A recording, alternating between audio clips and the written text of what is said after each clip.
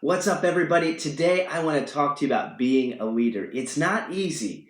In our culture, though, if you're assertive, educated, and get some measure of results while not making people feel too uncomfortable, you're often put in a place of leadership. But I wonder how much of this actually squares with the Bible. Now, first, God is first and foremost concerned with the heart. In fact, the word integrity is derived from the word integer and denotes a whole person. Now, a great deal could be said here, but it's necessary that someone actually be regenerate and converted as step one of this process of being a leader from a Christian perspective. Now, the church can and does fall into one of two ditches. Number one, no focus on improving as a leader. Number two, total focus on becoming a leader, or the dreaded cousin, thought leader.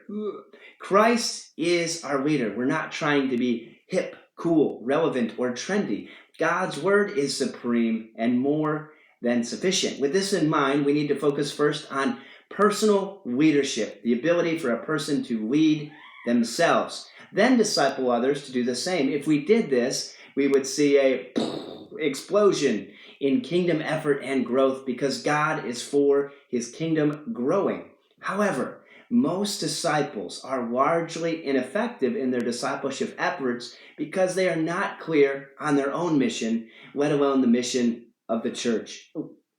Try this gut-rending experiment.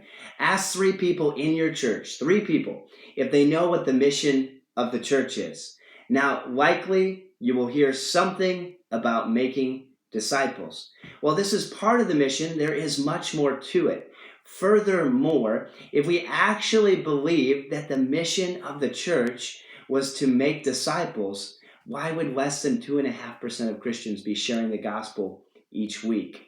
How could any church consider itself successful to the clear commands of Christ, our King, if it's not engaged in reaching the lost in a proactive, substantial manner? And it's not because we don't love Christ. I don't even think it's because we don't understand the mission of the church. I think it's primarily that we have poor personal leadership and poor personal management skills, which is individual level. Now, here's the mission of Christ's church. Live for the glory of God, 1 Corinthians 10:31, 2 Corinthians 3:18. Love God and our neighbor, Matthew 22:37 through 40. Deuteronomy 6:5. Make disciples that make disciples, Matthew 28:19. Now, as a believer, this should also be your family's mission.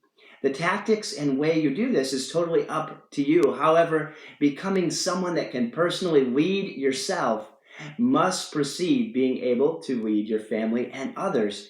And this is why understanding your personal mission, goals, and vision for where you and your family are going is paramount. This is why so many treat evangelism as if it is a secondary and optional discipline, like Corinthian leather in a minivan. It's viewed as for the weird or the gifted. But evangelism is actually not the job of the pastor.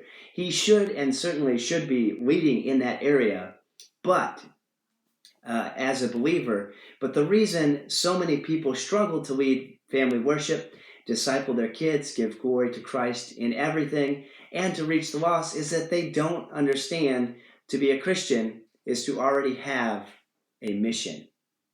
And so the mission is so important, and it sounds obvious, but without vision for where you are going, mission, what you are doing, and goals, you will not be very effective making disciples. Now, J.D. Greear, in his phenomenal book, Gaining by Losing, this is not a commentary on J.D. Greear, but in Gaining by Losing, he says that the church is a leadership factory. That is a great quote. And the great news is that this is a skill that everyone can improve on. It takes effort, focus, and a plan, but this single change in your thinking and process will have a generational impact that will last for eternity. Thanks for watching. Leave a comment or thought below. God